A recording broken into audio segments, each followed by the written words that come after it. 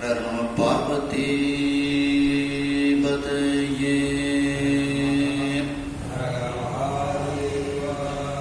தென்னாடுடைய சிவனே போற்றி.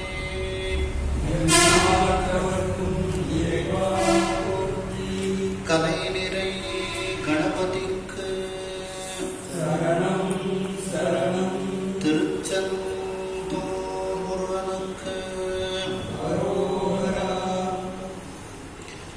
கையிலாய பரம்பரையில் சிவஞான போத நெறி காட்டும் வெண்ணை பயில் வாய்மை கண்டம் சந்ததி கோமை ஞான பானுபாகி புகிலாரும் பொழில் திருவாவடு துறைவாள் ஒரு நமச்சிவாய தேவன் சயிலாதி மரபுடையோன் திருமரபு நீடோழி தழைகமாதோ.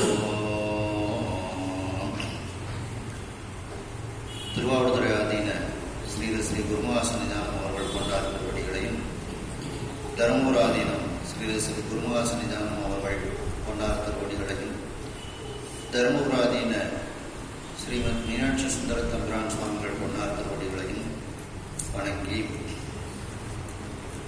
இந்த திருவிளையாடல் புராணத்தை செவ்வனே நடத்தி கொண்டிருக்கக்கூடிய கனடாவில் உள்ள திரு மோகன் பிரேம்குமார் அவர்களுக்கு வணக்கத்தையும் நன்றியும் தெரிவித்துக் கொண்டு, சென்ற திருவிளையாடல் புராண சிந்தனையில்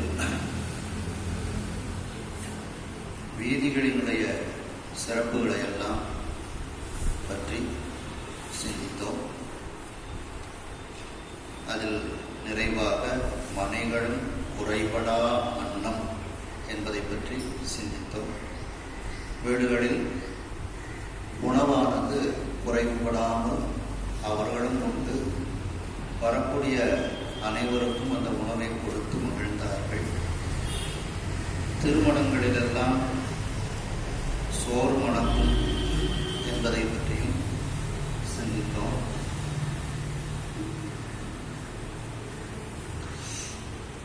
அடுத்து 131வது பாடல்.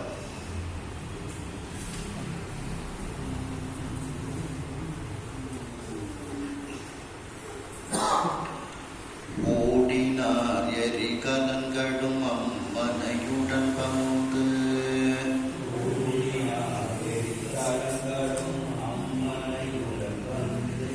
ஆடினார் பரிகாரமும் அடியினால் சேற்றில்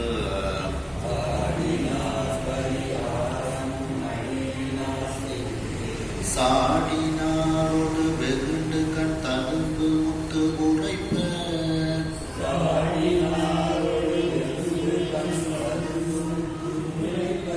பாடினார் பரிநித்தில மாலையும் குப்பை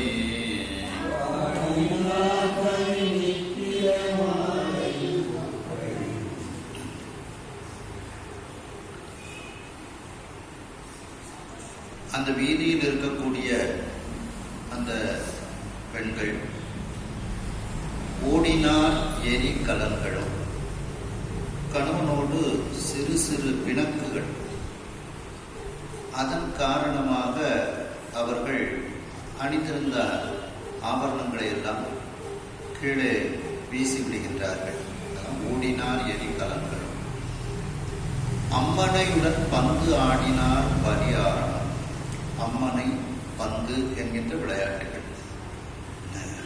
அந்த விளையாட்டுகள் விளையாடும் போது இந்த பெண்கள் எல்லாம் ரொம்ப வெயிட்டா உள்ள ஆபரணங்களை எல்லாம் அணிஞ்சிருக்காங்க. அந்த விளையாட்டுக்கு இடைஞ்சலா இருக்குன்னுட்டு அதெல்லாத்தையும் கீழே பிச்சு போட்டுருக்காங்க. பரியாரம், பரினா அறுத்த அப்படின்னு அர்த்தம். அப்படி அந்த அம்மனை, அம்மா பந்து போன்ற விளையாடும் பெண்கள் அவர்கள் கழுத்திலிருந்து அருந்து விழுந்த அந்த ஆரங்கள் அடியினால் சிற்றில் சாடினாரோடு வெகுண்டு கண் ததும்பு இறைப்ப உரைத்தொடர்ந்து இறைப்ப. இந்த பெண்கள் எல்லாரும் சிற்றில் விளையாட்டு என்கின்ற ஒரு விளையாட்டு விளையாடுகிறார்கள். சிற்றில் என்றால் சிறிய வீடு என்று பொருள். சிறு இல் சிற்றில். மணலை வைத்து வீடுகளெல்லாம் கட்டி அவர்கள் விளையாடி கொண்டிருக்கின்றார்கள் இந்த பெண்கள் எல்லாம். அங்கு வந்த அந்த சிறு ஆண் சிறுவர்கள்னா இந்த மண்ணால் கட்டிய வீட்டை ஒரு உதச்சிட்டு இடிச்சு தள்ளிட்டு போயிருக்காங்க விளையாட்டு. உடனே அவர்களிடத்தில் இந்த பெண்கள் எல்லாம் கோபப்படுகின்றார்கள். கோபம் வந்தாலும் இந்த பெண்கள் தங்களுடைய எதிர்ப்புகளை எப்படி காண்பித்தார்கள் என்றால் அவர்களுடைய கண்களில் இருந்து கண்ணீர் வருகிறது. இப்படி நாங்கள் கஷ்டப்பட்டு விளையாட்டுக்குன்னு ஒரு வீடு கட்டி வச்சிருக்கோம், இப்படி நீ உதச்சிட்டு போறியேன்ட்டு அவர்களுக்கு கண்ணில் கண்ணீர் வருகிறது. அந்த கோபத்தில் அவர்கள் அந்த வாடுகின்றார்கள். அவர்கள் முத்து மாலைகள் எல்லாம் அணிந்திருக்கின்றார்கள். நித்தில மாலைனா முத்து மாலை. அந்த முத்து மாலைகளை எல்லாம் மறுத்து கீழே போட்டு விடுகிறார்கள். இவைகளெல்லாம் அந்த வீதியில் குப்பையாக இருக்கின்றன. அப்ப எவ்வளவு செழிப்பு பாருங்க. அடியினால் சிற்றில் சாடினால் தங்களுடைய கால்களினால் அந்த சிறுவர்கள் அந்த சிற்றில் அந்த சிறு வீட்டை சாடினார், உதைத்து விடுகின்றார்கள். உடனே இந்த பெண்கள், அந்த விளையாடி கொண்டிருக்கக்கூடிய பெண்கள் வெகுண்டு கோபப்பட்டு கண் ததும்பு முத்து இறைப்ப கண்ணிலிருந்து அந்த கண்ணீர் கீழே வருகின்றது. பாடினார். அவ்வாறு அந்த பெண்கள் எல்லாம் பாடுகின்றார்கள். மேலும் பரி நித்தில மாலையும், அவர்கள் நித்திலம்னு முத்து மாலைகள் அணிந்திருக்கின்றார்கள். அவைகளெல்லாம் அங்கே அருந்து கீழே விழுகிறது கோபத்தில். இவைகளெல்லாம் குப்பையாக அந்த தெருவில் கிடைக்கின்றது. அவ்வளவு செல்வ செழிப்பாக இருக்கின்றார்கள். இதுல சிற்றில் பருவம்னே பிள்ளை தமிழ் இலக்கியத்தில் வரும். சிற்றில் அழிக்காதே அப்படின்ட்டு முருகப்பெருமான்ட்ட வேண்டுவாங்க. காப்பான அழிக்க தொடங்கில் எங்கள் கவலை அவரோடு எதி உழைப்போம் அப்படின்ட்டு திருச்செந்தூர் முருகன் பிள்ளை தமிழ்ல வரும்.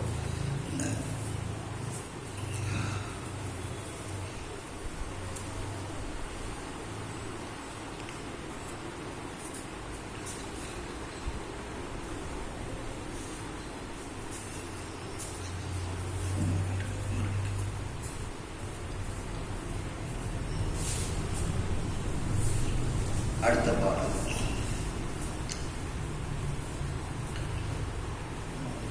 ஐயன் உரை வரம்பின ஆகுமோ அடியேன்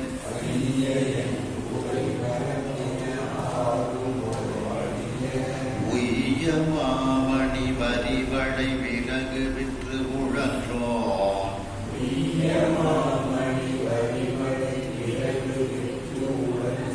பொய்யில் வேதமும் சுமந்திட பொறாதகன்று அரற்றும்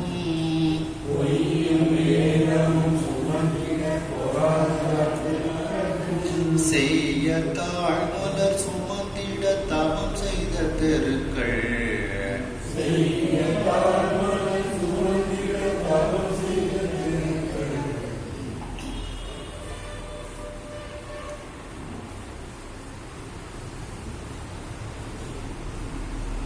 சிற்றில் பருவத்தில் ஒரு அருமையான பாட்டு.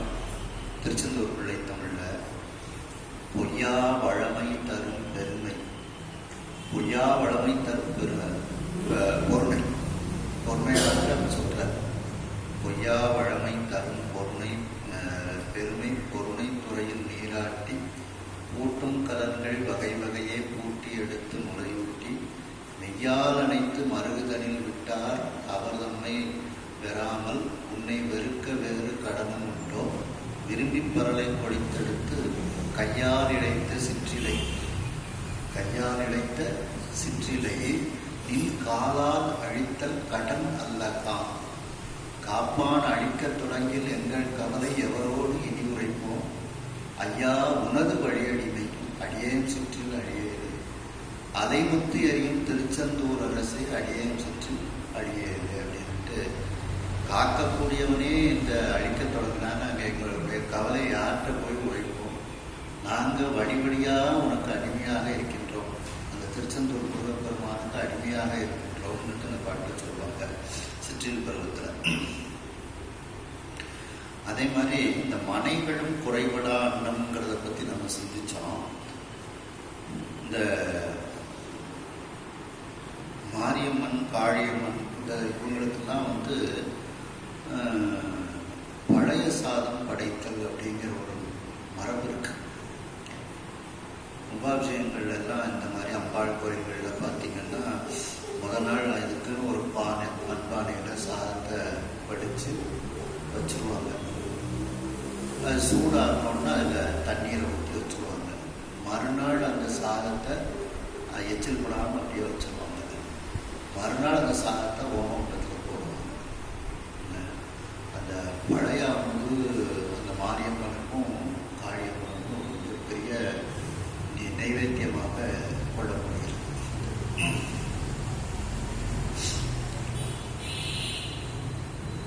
அடுத்து இந்த பாட்டில் என்ன சொல்றாங்க அப்படின்னா, இந்த தெருக்களினுடைய சிறப்பை பற்றி என்னால் சொல்ல முடியுமா?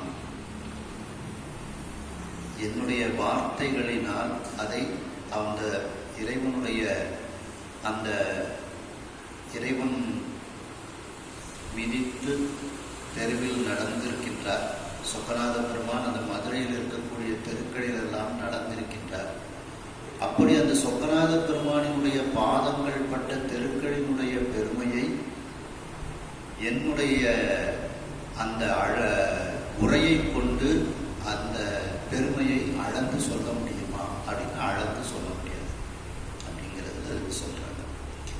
ஐயன் என் முறை வரம்பின ஆகுமோ, ஐயனே நான் உன்னுடைய பெருமைகளை எழுதி கொண்டிருக்கின்றேன். என் முறை உன்னுடைய பெருமைகளை எழுதி கொண்டிருக்கின்றேன். அதை வைத்து உன்னுடைய பெருமைகளை அளக்க முடியுமா? முடியாது. வரம்பினா ஆகுமோ, வரம்புன்னா அளவு. உன்னுடைய பெருமைக்கு நான் எழுதக்கூடிய பாடல்கள் அளவா? அதையும் கடந்து நீ இருக்கின்றார். வரம்பினா ஆகுமோ, அடிய உய்ய அடியார்களெல்லாம் உய்வதற்காக நீ அந்த மதுரை மாநகரத்தினுடைய தெருக்களில் சொக்கநாத பெருமானே நீ நவரத்னங்கள், மாமணின நவரத்னங்கள், வரிவளை அழகிய வளையல்கள், விறகு விற்பதற்காக நீ அந்த மதுரை மாநகரத்து தெருக்களில் நீ நடந்தார். உன்னுடைய பாதம், உன்னுடைய திருவடி பட வேண்டும் என்று எல்லோரும் தவம் செய்து கொண்டிருக்கின்றார்கள். எம்மாந்தன் அடிக்கொண்டன் முடிமேல் வைத்திடும் என்னும் ஆசையால் வாழ்கின்ற அறிவிலா நாயை அப்படின்ட்டு சுந்தரமூர்த்தி சுவாமிகள் சொல்றார். நனைந்தனைய திருவடி என் தலைமேல் வைத்தார் அப்படின்னு திருநாவுக்கரசு சுவாமிகள் சொல்றாங்க. அப்போ அப்படிப்பட்ட உன்னுடைய திருவடி தங்களுடைய தலை மீது பட வேண்டும், அந்த திருவடி தீட்சை கிடைக்க வேண்டும் என்று எல்லோரும் தவம் செய்து கொண்டிருக்கின்றார்கள். அப்படிப்பட்ட திருவடியானது மதுரை மாநகரத்தினுடைய தெருக்களில் நவரத்னங்களை விற்பதற்காகவும், வளையல்களை விற்பதற்காகவும், விறகை விற்பதற்காகவும் நடந்தது. நம்ம அந்த தெருக்கள் எவ்வளவு புண்ணியம் செஞ்சிருக்கு. அந்த தெருவினுடைய அழகையும் பெருமையையும் பற்றி நான் சொல்ல முடியுமா அப்படின்னு இந்த பாட்டில் கேட்குறாங்க. மேலும் உன்னுடைய திருவடி வேதங்களாலும் சுமக்க முடியாத அந்த திருவடி, அதாவது வேதங்களாலும் காண முடியாத திருவடி. அந்த வேதங்களும் இன்னும் உன்னை புகழ்ந்து கொண்டே இருக்கின்றது. அப்படிப்பட்ட திருவடியை, அந்த திருவடியை நடந்து வந்த அந்த தெருக்கள், அந்த தெருக்களினுடைய பெருமையை நான் சொல்ல முடியுமா அப்படின்னு சொல்லி கேட்கிறாங்க. ஐய என் உரை வரம்பின ஆகுமோ, அடிய உய்ய அடியார்களெல்லாம் உய்யும் பொருட்டு நீ நவரத்னங்கள், மாமணின நவரத்னங்கள், வரிவளை அழகிய வளையல்கள், விறகு விற்று உழன்றோம். விறகையெல்லாம் விற்று இந்த தெருக்களில் நடந்து வந்தார், திரிந்தார். உழலுதல்னா திரிதல். பொய்யில் வேதமும் சுமந்திட, பொய்யில்லாத அந்த வேதங்களும் உன்னுடைய திருவடியை காண முடியாது, சுமந்திட முடியாது.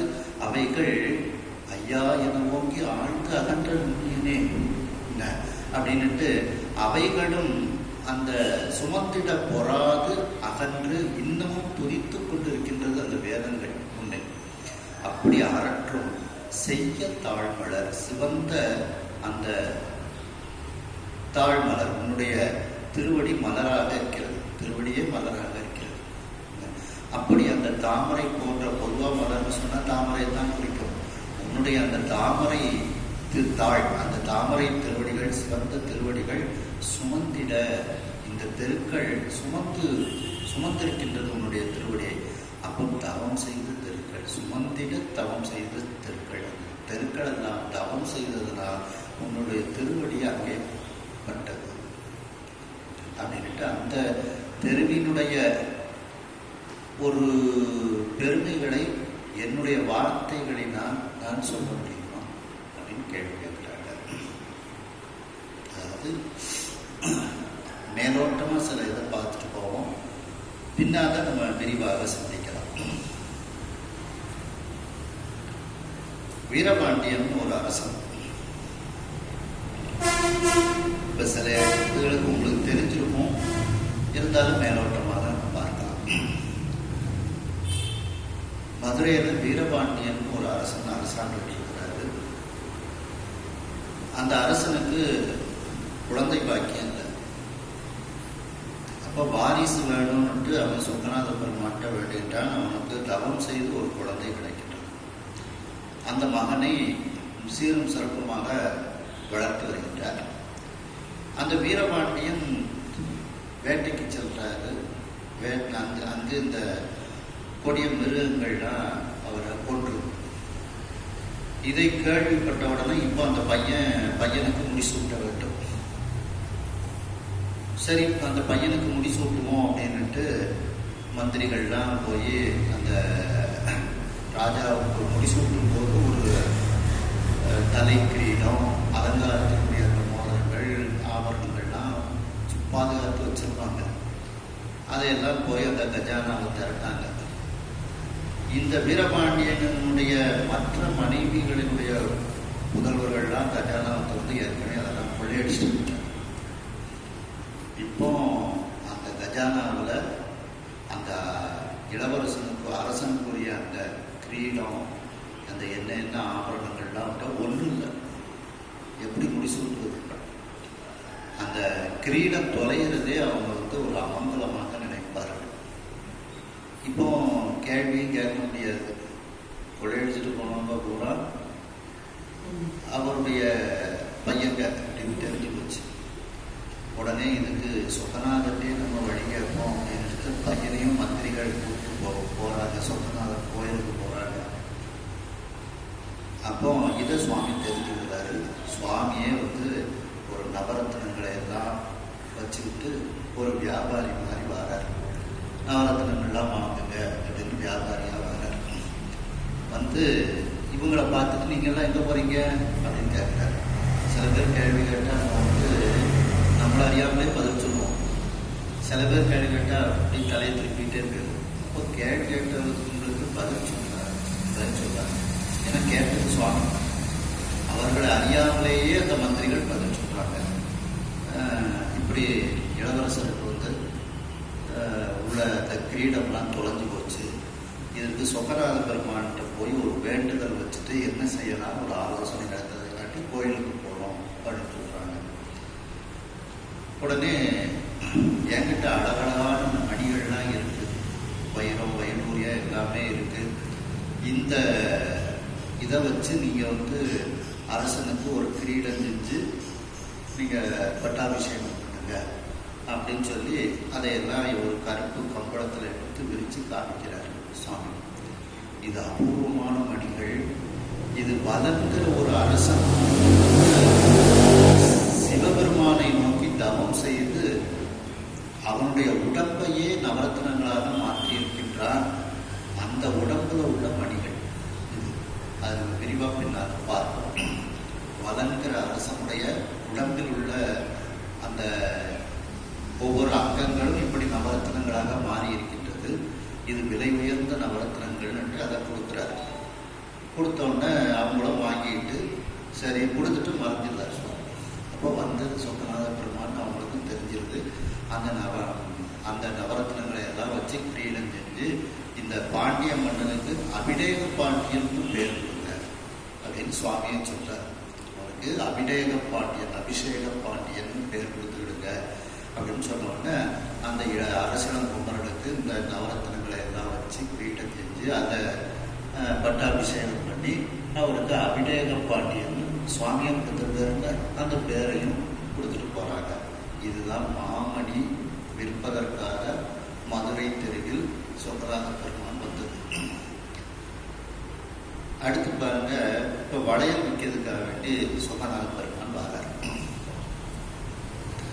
தாரகாவனத்துல இருடிகள் அப்படின்னு ஒரு பிரிவினர், அவர்களோட ஒரு முனிவர்கள் தான், ரொம்ப நேர்மையானவர்கள். அவர்களுடைய பத்தினிகளும் நேர்மையானவர்கள்.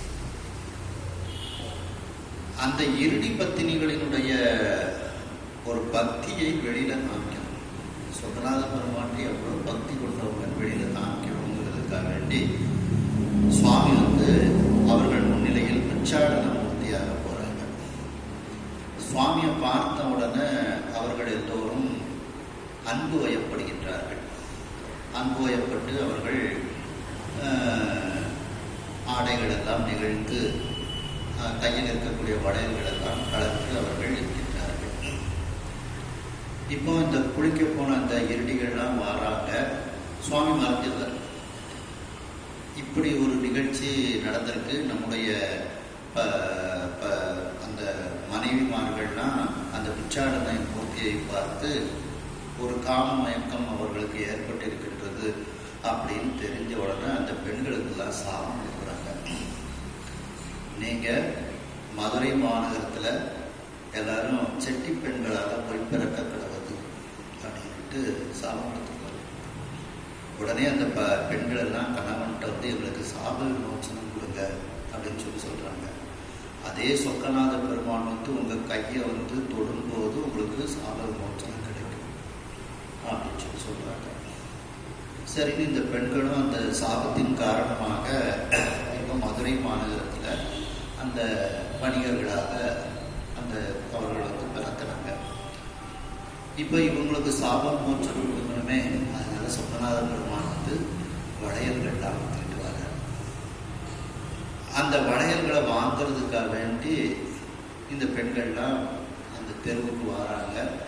எங்களுக்கு வளையல் கட்டாங்க அப்படின்னு சொல்லிட்டு சொக்கநாத பெருமான் கையினால போட்டு அந்த வளையல்கள் கையினால கை மேல படும்போது அந்த ஸ்பரிசம் ஏற்படுகிறது. அந்த ஸ்பரிசத்துல அவர்கள் தன்னை மறைக்கின்றார்கள், இன்ப வயப்படுகின்றார்கள். மீண்டும் சொக்கநாத பெருமான் நம்ம கையில வளையல் போடணும் அப்படிங்கிறதுக்காண்டி சில பெண்கள் அந்த வளையலை கலத்தி வச்சுட்டு ஐயோ அது உடஞ்சிட்டுன்னு வராங்க. சில பெண்கள் வேணுக்குன்னு உடச்சிக்கிட்டு திரும்ப எங்களுக்கு இன்னும் வளையல் போடுங்க அப்படின்னு சொல்லி சொக்கநாதர்கிட்ட கையை காமிக்கிறாங்க. சொக்கநாதர் எல்லாருக்கும் வளையல் போட்டு ₹1 தாரோம் அப்படின்னு சொன்னாலும் நாளைக்கு வாங்கிக்கிறது அப்படின்ட்டு சுவாமி மறைச்சிருந்தார். மறைஞ்ச உடனே தான் இந்த பெண்களுக்கு தெரியுது வந்தது சொக்கநாத பெருமான் அப்படிங்கிறது தெரியுது. உடனே அவர்களுக்கு ரொம்ப சந்தோஷம். சுவாமியினுடைய பரிசம் அந்த பெண்களுடைய கைகளில் பட்டதனால அவர்கள் குழந்தை பேர் அடைகின்றார்கள். அப்படி அவர்கள் அந்த வம்சாவளியானது விருத்தியாகின்றது. அதனாலதான் சில இப்ப திருமுறைகள்ல நிறைய இடத்துல பார்த்தீங்கன்னா செட்டி அப்பனைன்னு சொல்லுவோம். திருமுறைகள்ல செட்டி அப்பனைன்னு நிறைய இடத்துல சொல்லியிருக்கிறார். சுந்தரமூர்த்தி சுவாமிகளும் சொல்லியிருக்கிறார். இந்த செட்டி அப்பனைங்கிறதுக்கு 2 விதமான அர்த்தம் எடுத்துவிடலாம். முருகப்பெருமானை செட்டியாராக வருகின்றார். ஆகையினால் முருகப்பெருமானுடைய தகப்பன் என்று அர்த்தம் எடுத்துக்கொள்ளலாம். இந்த செட்டியார்கள் வம்சத்தை விருத்தி பண்ணியதனால் செட்டியப்பனை அப்படின்னு இதையும் நம்ம எடுத்துக்கொள்ளலாம். 2 விதமாக அந்த அர்த்தம் எடுத்துக்கொள்ளலாம். திருமுறையில் நிறைய இடத்துல வருது, பார்த்தீங்கன்னா தெரியும். அது அப்படி அந்த வளையலை விற்பதற்காக மதுரை மாநகரத்திற்கு அவர் வந்தார். அதான் இந்த வரி வழக்கு. அடுத்து விறகு விற்ற வரலாறு உங்களுக்கு தெரியும். வரகுண பாண்டியர் அரசாட்சி. ஏமநாத பாகவதர் வடக்கே இருந்து வாராரு. அந்த ஏமநாத பாகவதர் பாட்டு போட்டிக்கு கூட்டுறாரு. பானபத்திரர் வந்து டெய்லி சொக்கநாத பெருமானுக்கு பாடிக்கொண்டிருப்பவர். அப்போ அந்த அரசன் வந்து பானபத்திரரை இவரோடு நீங்கள் போட்டி போட்டு பாடுங்கள்னு சொல்லியிருந்தார். வேற வழி இல்லை, சொக்கநாதர்கிட்ட போய் முறையிடுறாரு. எப்படியும் சொக்கநாதர் அருள் புரிவார்னு அவருக்கு ஒரு மனசுக்குள்ள ஒரு திடம். உடனே தான் அந்த பானபத்திரர் பொருட்டு சுவாமி வந்து விறகுகளை எல்லாம் தலையில் சுமந்து கொண்டு அந்த பானபத்திரர் இருக்கக்கூடிய இடத்துக்கு வராரு. வந்து ஒரு பாட்டை பாடுறாரு. அந்த பானபத்திரரே வெளியில வந்து கேட்கிறாரு, நீ யாரு அப்படின்னு. நான் இப்படி அந்த ஏமநாத பாபாவது வெளியே வந்து கேட்கிறாரு, நான் பானபத்திரரோட சிஷ்யர், ரொம்ப வயசானதுக்கு அப்புறம் பாட்டு கற்றுக்கிடணும்னு போனேன், உனக்கெல்லாம் பாட்டு வராது நீ போ அப்படின்னுட்டா கொஞ்ச நாள் வச்சுட்டு என்னை அனுப்பிச்சி விட்டுட்டாரு. அந்த கொஞ்ச நாள் தான் நான் கற்றுக்கிட்டது தான் இது அப்படின்னு சொன்னேன். இப்படி வயதான காலத்தில் கொஞ்சம் கற்றுக்கிட்டாலே இந்த பாட்டு அற்புதமாக பாடினார்னா அவருடைய மற்ற சீடர்கள் எப்படி இருப்பார்கள்னுட்டு அவர் கிளம்பி போயிருந்தார். அப்போ அந்த மறுநாள் சொக்கநாதர் வந்து பானபத்திரர் கண்முறை போய் சொல்லியிருந்தார், நான் உனக்காண்டி விறகெல்லாம் எடுத்து வித்துட்டு அவர் வீட்டில் பாடிட்டு நான் அவருக்கு போயிட்டாரு, கோவிலம் போயிட்டாரு அப்படின்னு சொன்ன உடனே பானபத்திரருக்கு தாங்க முடியல. காலையில் எந்திரிச்சார். உடனே கோயிலுக்கு போய் எனக்காக வேண்டி இந்த திருவடிகள் மதுரை வீதிகளில் நடந்ததா, எனக்காக வேண்டி நீ இந்த விறகெல்லாம் சுமந்துட்டு போனியா அப்படின்னு சொல்லி அவருக்கு கண்ணீர் வருது. எடியேன் போட்டு இப்படி விறகு சுமக்கணுமா, இந்த வெயில்ல நீ வந்து இப்படி இல்லாத ஊரெல்லாம் சுத்தணுமா அப்படின்னு சொல்லி அவருக்கு தாங்க முடியல. இப்போ அரசவைக்கு வராரு. அந்த ஏமநாத பாவதரை கூப்பிடுங்க அப்படின்னு சொல்லி சொல்றாங்க. ஏமநாத பாவதர் இந்த ஒற்றர்கள் வந்து சொல்றாங்க, நேற்று ஒரு ஆள் வந்து உடனே ஒற்றர்கள் வச்சிருப்பாங்க. அந்த ஒற்றர்கள் வந்து சொல்றாங்க, நேற்று ஒரு ஆள் விறகு வெட்டின ஆள், விறகு சுமந்துக்கிட்டு ஒரு ஆள் வந்து பாடினாரு, அவர் பாட்டை கேட்டாரு, இவர் பறந்துட்டார் அப்படின்னு சொல்லி சொல்றாங்க. அப்போ நடந்தது என்ன, எப்படியும் பானபத்திரருக்கு தெரிஞ்சிருக்கும், இதில் நடந்தது என்ன, உண்மை விளங்கும் அப்படின்னு கேட்குறாங்க அப்படின்னு சொல்றாரு. பானபத்திரர் ஒத்துக்கிறார். சுவாமியை விறகை சுமந்து கொண்டு விற்பனைக்காக வந்து அந்த ஏமநாத பாகவதரை என்னுடைய சீடன் என்று சொல்லிக்கொண்டு அவரை தோல்வி செஞ்சிருக்காருன்னு சொன்னோடனே, ஆகா இனிமேல் நீங்க தான் மதுரைக்கு அரசர் அப்படின்னு அந்த அரசன் சொல்றான். நான் தான் அரசன் கிடையாது, முடியும் பானபத்திரரே நீங்க தான் அந்த மதுரை நாட்டுக்கே அரசர், உங்களுக்காகவே அந்த சொக்கநாத பெருமான் இவ்வளவு அடியாருக்கு எழிவந்த பெருமையாக எழிவந்த கருணையாக உங்களுக்காக வேண்டி விறகு சுமந்துக்கிட்டு இந்த மதுரை நகரத்து வீதிகள்ல எல்லாம் அந்த சிவபெருமான் நடந்தாருன்னா நீங்க சொக்கநாத பெருமான் மேல எவ்வளவு அன்பு வச்சிருக்கீங்க, நீங்க தான் இந்த நாட்டோட அரசர் அப்படின்ட்டு அவர் சொல்றாரு. அப்படிப்பட்ட இந்த விறகுகளை எல்லாம் சுமந்து கொண்டு மதுரை மாநகரத்தினுடைய வீதிகளில் அந்த சொக்கநாத பெருமான் நடந்து சென்றார். ஆகையினால் அந்த வீதிகள், அந்த தெருக்கள் எல்லாம் மிகப்பெரிய தவம் செய்த தெருக்கள் அப்படின்னு சொல்றார். இது நம்ம லேசாக பார்த்துருக்குறோம். நம்ம இந்த கதைகள்லாம் பின்னால வருது, விரிவாக நம்ம சந்திக்கலாம். ஏன்னா இந்த இது சொன்னால் தான் உங்களுக்கு ஏற்கனவே தெரிஞ்சிருப்போம் ஓரளவுக்கு, இருந்தாலும் லேசாக சொல்லுவோம். தோரண நிறை மென்காஞ்சி சூழ்நிலை நெடுந்தேரல் உள் பூரண கும்ப கொங்கை போருவில் மங்களமா மங்கை தாரணிந்து ஆரம் தூக்கி சந்து அகில் திமிர்த்து பாலி சீர்கணி முளைவன் மூரல்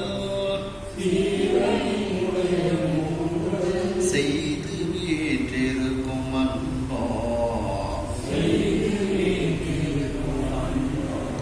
அந்த தெருக்கள் எல்லாம் ஒரு மங்களமான பெண் எப்படி இருப்பாளோ அதை போன்று அந்த தெருக்கள் இருக்கின்றது அப்படின்னு அந்த மங்கள பெண்ணை இதுல வர்ணிக்கின்றார். தெருவையே மங்கள பெண்ணாக வர்ணிக்கின்றார். தோரண நிறைமன் காஞ்சி, வரிசையாக தோரணம் போன்று வரிசையாக அந்த இடையணிகள், காஞ்சின இடையணிகள், அந்த இடையணிகள் எல்லாம் அணிந்திருக்கின்றார்கள். சூழ்நிலை நெடுந்தேர், அந்த நிலைத்த தேர் போன்று அவர்கள் இருக்கின்றார்கள். பூரண கும்ப கொங்கை, பூரண கும்பம் போன்ற மார்பகங்கள், பொருவில் மங்களமா மங்கை, அந்த சமானம் இல்லாத அந்த மங்கள பெண்கள் எல்லாம் அவ்வாறு இருக்கின்றார்கள். தார் அணிந்து, அவர்கள் மாலைகளை அணிந்து, தார்னா மாலை, ஆரம் தூக்கி, ஆரம்னா முத்தாரம், முத்தாரங்களை எல்லாம் கழுத்தில் அணிந்து கொண்டிருக்கின்றார்கள். அதை தூக்கி போட்டிருக்கிறார். தூக்குதல் என்பது கொஞ்சம் வலிமை சேர்ந்தால் தான் தூக்க முடியும். அப்போ முத்தாரங்கள் அவ்வளவு வலிமையாக இருக்கின்றது. அதனால கழுத்துல போடலை, கழுத்துல போட்டு தொண்டி தூக்கி வச்சிருக்காங்க. அவ்வளவு கழுத்து நிறைஞ்சிருக்குன்னு சொல்லுவோம் பார்த்தீங்களா. அந்த ஒரு செயின் போட்டாலே அவங்களுக்கு கழுத்து நிறைஞ்சாப்புல இருக்கு அப்படின்பாங்க. அது மாதிரி கழுத்தை தூக்க முடியாம தூக்கி அந்த கழுத்துல அந்த கழுத்துக்கள் தாங்கி கொண்டிருக்கின்றது அந்த முத்தாரங்களை. அதான் ஆரம் தூக்கி. சந்து அகில் திமிர்ந்து, சந்தனம் அகில் இவற்றையெல்லாம் பூசிக்கொண்டிருக்கின்றார்கள். பா போன்று சீரான வரிசையாக இருக்கக்கூடிய பற்கள், அந்த பற்கள் எல்லாம் தெரியுமாறு, வெண்மையான அந்த பற்கள் தெரியுமாறு புன்முறுவல் பூத்து அவர்கள் இருக்கின்றார்கள். இப்படி அவர்கள் வீற்றிருக்கக்கூடிய அந்த தெருக்கள் எல்லாம் சிறப்பு வாய்ந்ததாக இருக்கின்றன. அடுத்த பாடல் பாருங்க. திங்களை சொன்னம் செய்து சேறு செய்து ஊட்டி அன்ன பொங்கு வெண்மாட பந்தே புண்ணியம் போசும் தொண்ட தங்கள்மை வேடம் தன்னை தரித்தன சால கண் கொண்டு அங்கணம் விழவு காண்பானும் அடைந்த என விளைந்த அன்றே.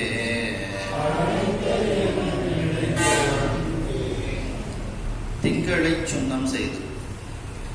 இப்ப மதுரை மாநகரத்துல திருவிழாக்கள் நடக்கின்றது.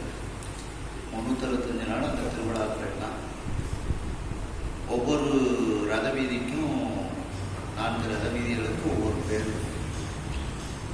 அதாவது 4 ரத வீதிகள் சேர்ந்து ஒரு வீதின்னு வச்சுக்கிடுங்க. அதற்கு ஒரு பேர் இருக்கும்.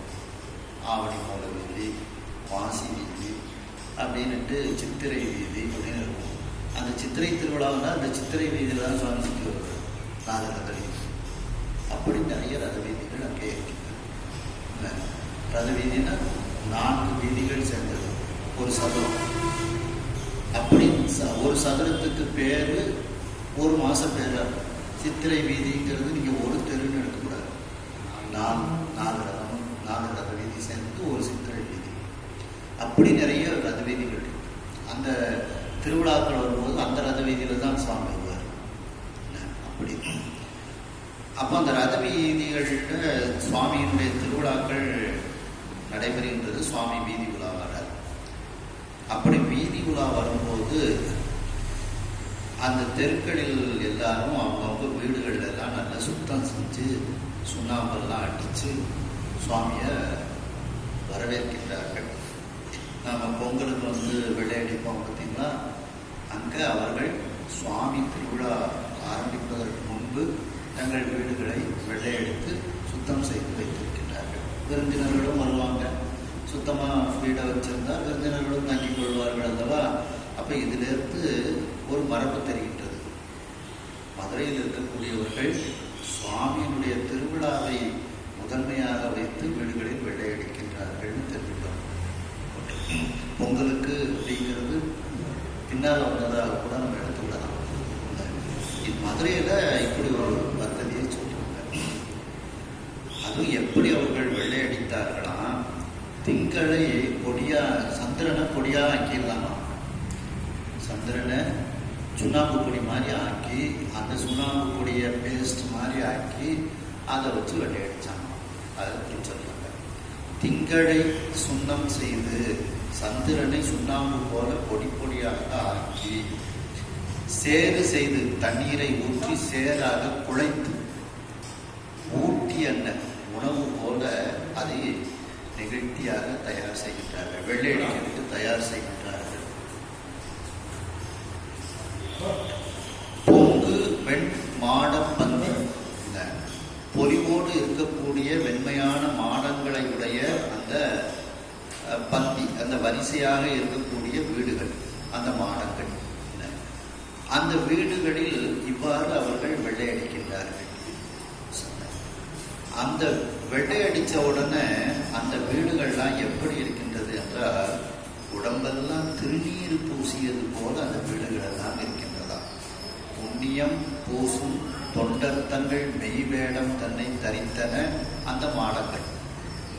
அந்த வீடுகள் எல்லாம் வெள்ளை வெள்ளையர்னுட்டு வெள்ளையடிச்ச உடனே தொண்டர்கள் எப்படி உடம்பெல்லாம் திருநீர் பூசி இருப்பார்களோ அப்படிப்பட்ட அந்த உண்மை வேடத்தை அந்த வீடுகள் இப்பொழுது தரித்திருக்கின்றது. அந்த வீடுகள் வெள்ள சுண்ணாம்பு அடிக்கப்பட்டு அப்படி இருக்கின்றது. சிவபெருமானே உடம்பெல்லாம் திருநீர் பூசி இருக்கின்றார் அப்படின்னு தேவாரத்தில் சொல்றாங்க. மெய்யெல்லாம் வெந்நீர் சந்தித்த மேனியா அப்படின்னு திருமுறைகள் அவர்கள் பார்த்தீங்களா? மெய்யெல்லாம் வெந்நீர் சந்தித்த மேனியான் தாழ்ந்தொழாதே உய்யலாம் என்று எண்ணி உரி தூக்கி உளிதந்து என் உள்ளம் விட்டு பொய்யுலா மலச்சோலை உயில் புக மயிலாகும் ஆரூரரை கஜினால் தொழாதொழிந்து கனியிருப்ப காய்கவர்ந்த கழிவனேனே அப்படின்னு சொல்றாரு. பழமொழி இதில் வரும். அப்படி சிவபெருமானே உடம்பெல்லாம் திருநீரை பூசி இருக்கின்றார். மெய்யெல்லாம் வெந்நீர் சந்தித்த மேனியனாக அந்த சிவபெருமானே இருக்கின்றார். உண்மையான தொண்டர்கள் பூதி சாதனத்தை, பூதின விபூதி, சாதனம்னா ஒற்றாட்சம், இதை அணிந்திருக்கின்றார்கள். வீட்டு நெருக்கி பூதி சாதனம் முக்கியம். அப்படி அந்த உண்மையான வேடத்தை உடையவர்கள், இறைவனுடைய அடியார்கள் எல்லாம் உடம்பெல்லாம் திருநீர் பூசி இருக்கின்றார்கள். அதனால்தான் அந்த வண்ணான் அந்த உவர் மண்ணு அவர் மேல மழையில கரைஞ்சி உவர் மண்ணெல்லாம் காய்ச்சி அவர் உடம்பெல்லாம் திருநீர் பூசியது போல இருக்கின்றது. அதை பார்த்தவுடன் சேர அரசன் அடிச்சேரன் அப்படிங்கிறார், இவர் அடிவண்ணான் அப்படிங்கிறார். அப்படி அந்த உடம்பெல்லாம் திருநீர் பூசியது போல அந்த வீடுகள் எல்லாம் இருக்கின்றதாம். இப்போ அந்த வீடுகள்லாம் சிவனடியாருடைய வேடத்தில் இருக்கின்றன. அந்த வீடுகளெல்லாம் நாமும் சிவபெருமானுடைய திருவிழாவை காண வேண்டும். இந்த திருவடியாத்தான் போவாது, நாமும் அந்த சிவபெருமானுடைய திருவிழாவை காண வேண்டும் என்று அந்த தெருக்கள், அந்த வீடுகள் எல்லாம் உடம்பு முழுக்க திருநீரை பூசியது போல இருக்கிறார்கள். திங்களை சுண்ணம் செய்து திங்களை பொடி பொடியாக ஆக்கி சேறு செய்து ஊட்டிய நல்ல குழம்பாக ஆக்கி அந்த வெள்ளை அடிப்பதற்கு உண்டான பக்குவத்தில் அவற்றை அடித்திருக்கின்றார்கள். பொங்குவெண் மாடப்பந்தி, அந்த ஒலிவுடைய வெண்மையான மாடங்கள் வரிசையாக இருக்கின்றது. புண்ணியம் பூசும் தொண்டத்தங்கள் மெய்வேடம் தன்னை தரித்தன.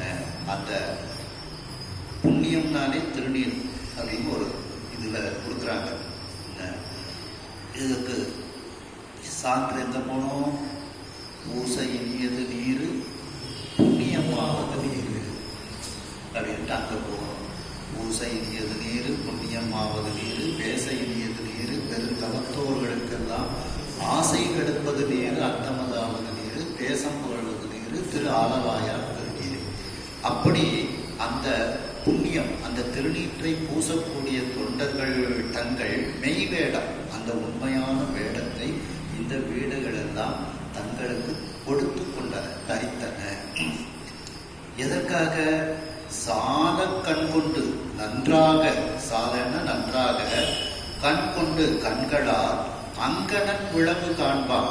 அழகிய கண்களுடைய அந்த சொக்கநாத பெருமானினுடைய விழாக்களை காண வேண்டும், காணும் பொருட்டு அடைந்த என மிடைந்த அந்த உடம்பெல்லாம் திருநீர் பூசியது போல அந்த வீடுகள் எல்லாம் அங்கே இருந்தது அப்படின்னு சொல்றாங்க.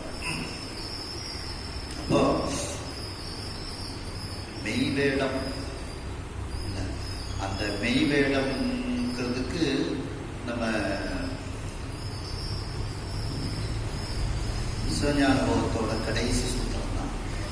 செம்மலர் நோன்றாள் செயலர் விட்டார் மனம் கழுகி அன்பரோடு மருகி மாலர நேயம் மணிந்தவர் வேடமும் ஆலயம் தானும் அரண் எனத் தொழுவேன். இப்போ நேயம் மணிந்தவர் வேடமும் அரண் எனத் தொழுவேன், ஆலயம் தானும் அரண் எனத் தொழுவேன். அப்படியே அந்த மெய் வேடத்தை இந்த வீடுகளெல்லாம் மெய் வேடமாக அந்த வீடுகளெல்லாம் இருக்கின்றது. அப்போ நம்ம இங்கே வெள்ளை வெள்ளையர் வீட்டில் சுண்ணாம்பு படித்த உடனே அந்த வீட்டை பார்த்த உடனே நமக்கு அடியார்களாக தெரியணும், சிவபெருமானாக தெரியணும். அந்த வெள்ளை கலரை பார்த்த உடனேயே அப்படி தெரியணும். வாரியார் சாமிகிட்ட ஒரு 2 பையங்க ஒரு இடப்பட்ட பையங்க சாமி இது என்ன இந்த வீட்டுக்கு வெள்ளையடிச்ச மாதிரி இப்படி உடம்பெல்லாம் தண்ணீர் பூசிட்டு இருக்க அப்படின்னு கேட்காங்க. உடனே அது வாரியார் சாமி, வீட்டுக்கு தாங்காத வெள்ளையடிக்க முடியும், கட்டச்சோருக்கும் மண் சோறுக்கும் வெள்ளையடிக்க மாட்டாங்க அப்படின்னா அந்த பையங்க கட்டச்சோறுக்கு மண் சோறு அப்படின்ட்டு வாரியார் சாமி போட்டுட்டு தான் சொல்லுவாங்க. வீட்டுக்கு தான் வெள்ளையடிக்க முடியும், கட்டச்சோறுக்கும் மஞ்சோருக்கும் வெள்ளையடிக்க மாட்டாங்கப்பா அப்படின்னு. அது இறைவன் இருக்கக்கூடிய வீட்டுக்கு வெள்ளையடிக்கிறோம் நாங்கள்லாம். இந்த உடம்புக்குள்ள உடம்பினுள்ளே உத்தமன் கோயில் கொண்டான் என்று இந்த வீட்டை பாதுகாத்து வெள்ளையடிக்கிறோம். அடுத்த பாடல் பாருங்க. அப்போ மதுரையில சொக்கநாத பெருமான் அந்தந்த வீதிகள்ல திருவிழாக்கள்ல விழா வரும்போது அதற்கு முந்தி அவர்கள் வெள்ளையடித்தல் என்கின்ற ஒரு பദ്ധதியை வச்சிருந்திருக்காங்க. அவங்க பொங்கலுக்கு அடிக்கல, அவங்க அந்தந்த தெருக்கள்ல எந்த மாசம் விழாக்கள் வருவதோ அந்த ரகுவீதிகள் உள்ளவங்க வெள்ளையடிச்சிருக்காங்க. தேவொலி கலின பாய்மான் சிரிப்பு ஒலி புரவி போண்ட தார் ஒலி கருவி ஐந்தும் தழங்கு ஒலி முழங்கு கைமா பேரொலி எல்லாம் ஒன்றி பெருகு ஒலி அன்றி என்றும் காபொலி செவி மடாது கடிமணி மாட கூடல். அந்த மதுரை மாநகரத்தினுடைய தெருக்களில் தேர்கள் செல்லக்கூடிய ஒலி, கலின பாய்மான் சிரிப்பு ஒலி. கடிவாளம், கலினம்னா கடிவாளம், பாய்மான்னா குதிரை. அந்த கடிவாளம் போன்ற குதிரைகள் அவைகள் அந்த செல்லக்கூடிய ஒலி. புரவி போன்ற தார் ஒலி, புரவினாலும் குதிரைகள், அந்த குதிரைகள் எல்லாம் இழுத்து செல்லக்கூடிய அந்த ஒலி. அவைகள் மாலைகளை கழுத்தில் அணிந்திருக்கின்றது அந்த குதிரைகள் தான். அதில் இந்த மணிகள் எல்லாம் கட்டியிருப்பார்கள். அந்த மணி ஒலி, அந்த குதிரைகள் டக் டக் டக்னு போகும் அந்த ஒலிகள், இப்படியெல்லாம் இதெல்லாம் சேர்ந்து அங்கே கேட்கின்றது. கருவி ஐந்தும் தழங்கு ஒலி. அந்த கருவிக்கு இந்த கொடுத்துருக்காங்க தோல் கருவி, இசைக்கருவிகள், தோற்கருவி, துளைக்கருவி, நரம்பு கருவி, கஞ்சக்கருவி, மிடற்று கருவி, இப்படி இசைகள் அங்கே வாசிக்கப்பட்டு கொண்டிருக்கின்றது அந்தந்த கருவிகளின் மூலம். அப்போ மிடருங்கிறதும் ஒரு கருவிதான், மிடரு கருவிதான். அப்படி அந்த கருவிகளால் எழுப்பப்படக்கூடிய அந்த இசையானது அங்கே மிகுந்திருக்கிறது. கருவி ஐந்தும் தளங்கு ஒளி. முழங்கு கைமான் பேரொளி. அந்த யானைகள் பிளிரிக் கொண்டிருக்கின்றது, முழங்கிக் கொண்டிருக்கின்றது. கைமான்னா கைகளை உடைய அந்த விலங்காகிய யானை. அவைகள் பிளிரக்கூடிய அந்த பேரொளி, மிகப்பெரிய ஒளி. எல்லாம் ஒன்றி இவைகளெல்லாம் ஒன்றாக சேர்ந்து மிகப்பெரிய ஒலியாக அங்கே எழுப்பிக் கொண்டிருக்கின்றது. பெருகு ஒலி அன்றி. இந்த ஒலிகள் அங்க இடி இடிக்கின்றது. கார் ஒலின்னா கருமையான மேகங்கள் சூழ்ந்து மழை வரக்கூடிய அந்த இடி ஒலி. இடி ஒலி காதுல கேட்கவில்லையா? ஏன்னா இந்த ஒலிகள் அதை விட அதிகமாக இருக்கின்றது. அப்போ கார் ஒலி செவிமடாது. அந்த இடி இடிக்கக்கூடிய ஒலிகளை கூட காதுகள் கேட்க முடியாத அளவு மேற்கூறிய இந்த இவைகளினுடைய ஒலிகளெல்லாம் ஒன்றாக சேர்ந்து அந்த மதுரை நகரத்து தெருக்களில், வீதிகளில் இந்த ஒலிகள் பெருகி இருந்தது. அப்படிப்பட்ட கடிமணி மாடம் கூட, இந்த காவல் இருந்த மணிகள் தரிக்கப்பட்ட மாடக்கூட, நான் மாடக்கூட வீதிகள் இவ்வாறு இருந்தது. அந்த வீதிகளில் தேர் ஒலி, குதிரை ஒலி, யானை ஒலி, அந்த இசைக்கருவிகள் ஒலி, இவைகளெல்லாம் எங்கும் அதிகமாக இருந்தது. அடுத்து பரத்தைய இடிபவர் உயர்ந்தோர் மூத்தோர், இடையவர் கழிய நோயால் கழிபவர் யாவரேனும் கண்பலை பட்டு நெஞ்சம் அடிபவர் பொருள் கொண்டு எழுத்துக்கு என்னை போதழந்து காட்டி படிபடு போகம் விற்பார் ஆவண பண்பு சொல்வார்.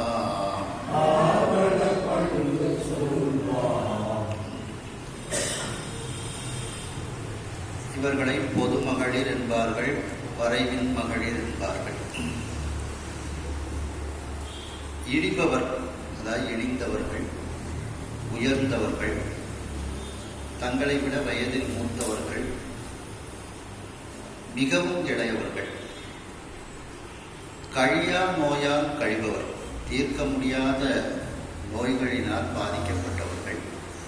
இவர்கள் யாராக இருந்தாலும் இந்த அம்மையார்களினுடைய கண்பலையில் பட்டு இவர்கள் ஆசைப்பட்டார்கள் என்றால், நெஞ்சம் அழிபவர் என்றால் ஆசைப்படுபவர்களாக, இந்த அம்மையார்கள் மீது ஆசைப்படுபவர்களாக அவர்கள் இருந்தார்கள் என்றால், அந்த பெண்கள் எல்லாம் இவர்களிடத்தில் இருக்கக்கூடிய பொருளை பெற்றுக்கொண்டு, அந்த காலத்தில் வீட்டில் எள்ளு விளைய வச்சிருப்பாங்க. அந்த எள்ளை கொடுத்து அந்த எள்ளுக்கு தகுந்தாப்புல எண்ணெயை வாங்கி கொடுப்பார்கள். அதில் அந்த எள் ஆட்டுகின்றவருக்கும் ஒரு லாபம் இருக்கும். அது போல அவர்கள் கொடுக்கக்கூடிய பொருளுக்கு தகுந்தாற் போல இன்பத்தை இவர்கள் கொடுக்கின்றார்கள், அழந்த அந்த இன்பத்தை கொடுக்கின்றார்கள். இப்படி ஒரு இழிந்த பழிபடும் போகத்தை, இழிந்த அந்த இன்பத்தை இவர்கள் விற்பனை செய்கின்றார்கள். அப்படிப்பட்டவர்கள் இருக்கக்கூடிய அந்த ஆவணம்னா தெரு, அந்த தெருவினுடைய பண்பை பற்றி இப்பொழுது நான் சொல்கின்றேன் அப்படிங்கிறார். மெய்படும் அன்பினார் போல் பொய் விரும்பினார்க்கு அறுத்தும் தங்கள் பொய்படும் இன்பம் யாருக்கும் புலப்பட தேற்றுவார் போல் மைபடு கண்ணார் காமன் மறைபொருள் விளங்க தீட்டி கைப்பட சுவராய் தோன்ற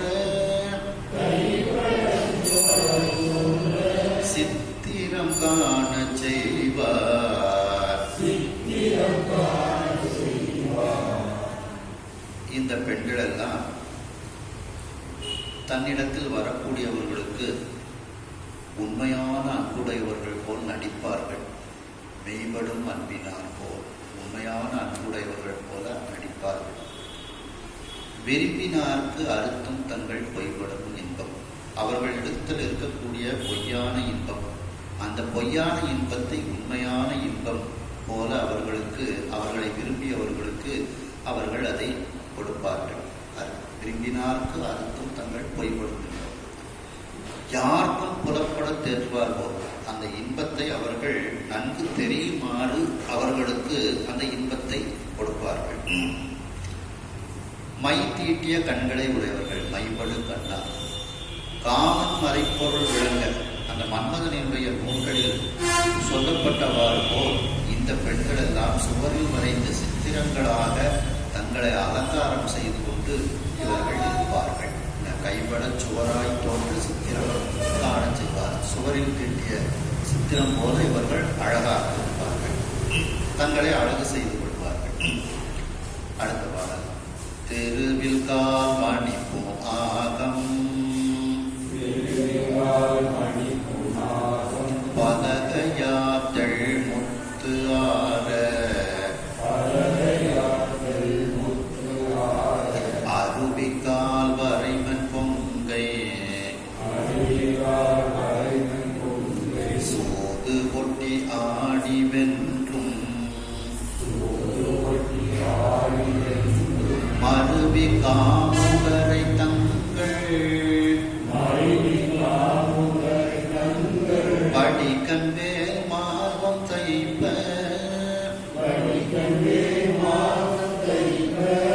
கருவி சூது ஆடி வென்றும் கைப்பொருள் கவர்தல் செய்வார். அந்த விலை உயர்ந்த ஒளி வீசக்கூடிய வில், கால்னா ஒளி வீசக்கூடிய, வில்னா ஒளி, கால்னா வீசம், திருனா விலை உயர்ந்த ஒளி வீசக்கூடிய மணிகளால் செய்யப்பட்ட அந்த ஆபரணங்களை அந்த ஆண்கள் தங்களுடைய மார்பில் அணிந்திருக்கின்றார்கள். அந்த மார்பையே இவர்கள் பலகையாக ஆக்கி கொள்கின்றார்கள் இந்த பெண்கள். தெளிமுத்து ஆற அருவிக்கா, அந்த தெளிந்த முத்து ஆரங்கள் எல்லாம் ஒரு அருவி விழுந்தால் எப்படி இருக்கின்றது, முத்து ஆரம் போல இருக்கின்றது அல்லவா, அதுபோல இவர்கள் வெளிப்படுத்தி அதை அணிந்து கொள்கின்றார்கள். அப்படி அந்த தங்களுடைய மென்மையான மார்பகங்களை இவர்கள் இன்பத்திற்கு பயன்படுத்திக் கொள்கின்றார்கள். வரக்கூடியவர்களுக்கு சூது ஒட்டி ஆடி வென்றும், அந்த சூதிற்கு பணயம் எல்லாம் வைத்து, ஒட்டினா பணயம் வைத்து, பணயங்களை எல்லாம் வைத்து அவர்கள் அதில் வெற்றி பெற்று அதை வென்று விடுகின்றார்கள். ஏனால் அவர்கள் சூது விளையாடுவதில் மிகவும் கெட்டிக்காரர்களாக இருப்பார்கள்.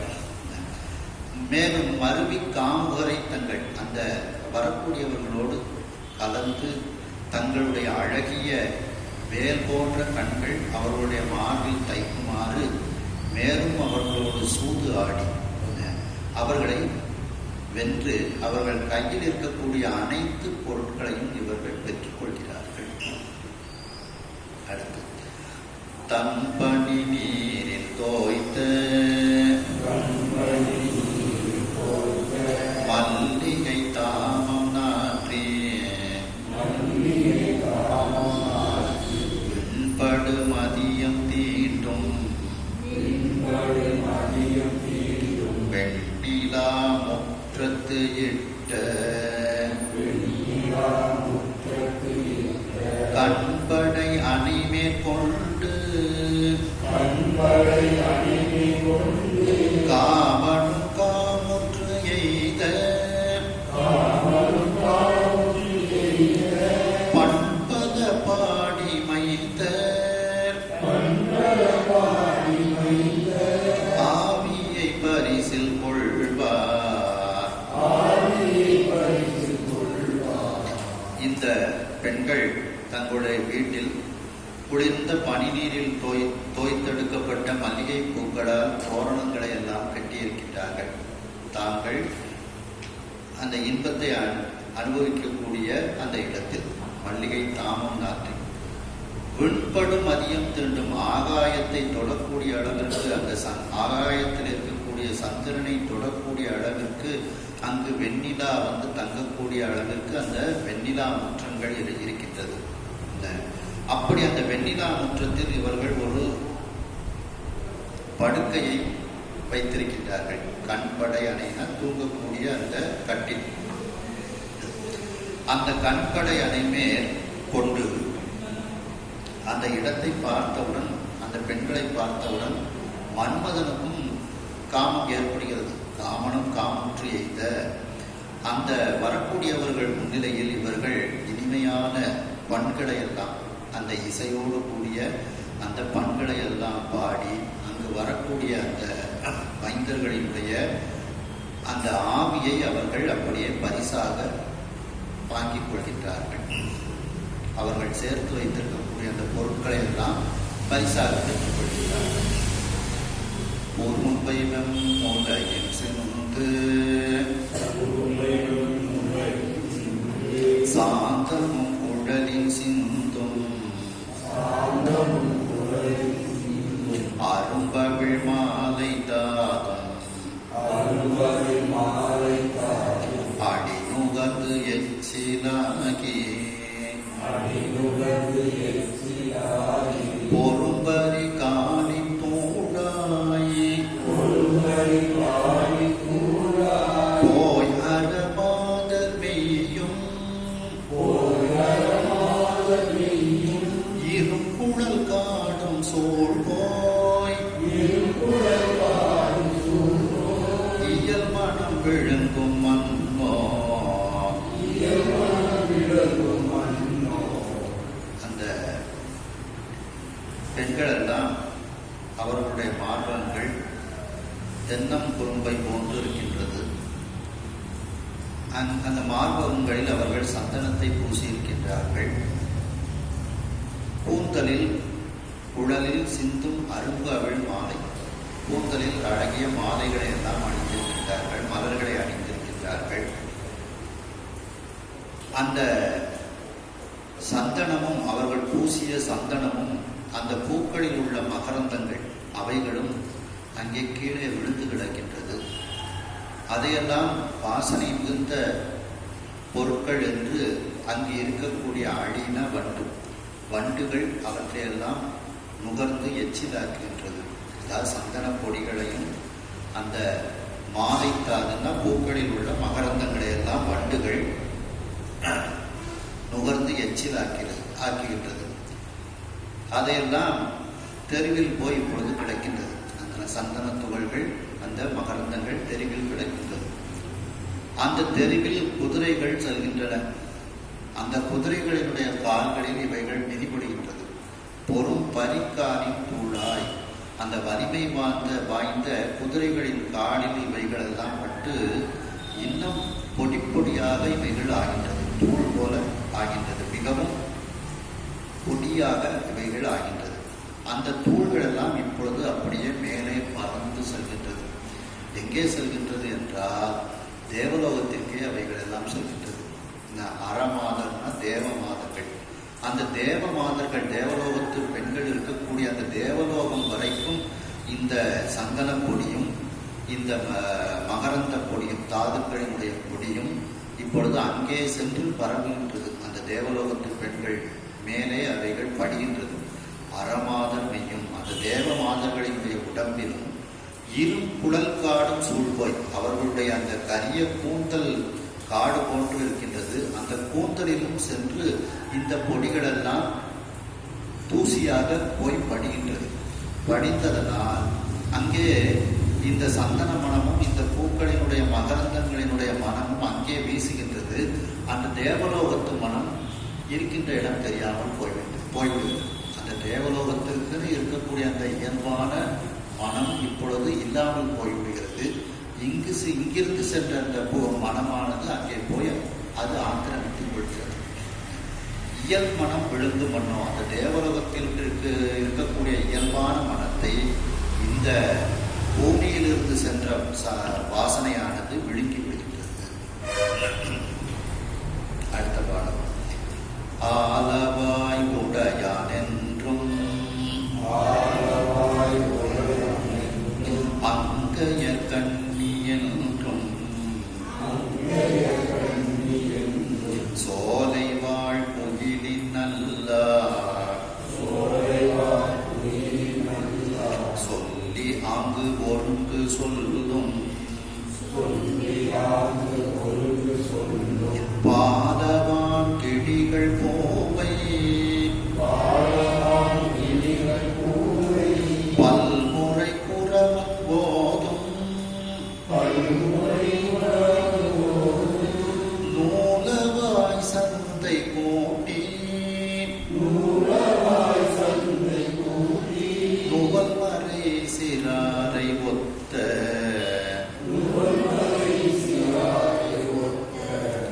இந்த பெண்கள் எல்லாம் அவர்களுடைய இடங்களில் கிளிகள் மற்றும் பறவைகள், புறா, அன்னம் போன்ற பறவைகளை எல்லாம் வளர்த்து வருகின்றார்கள்.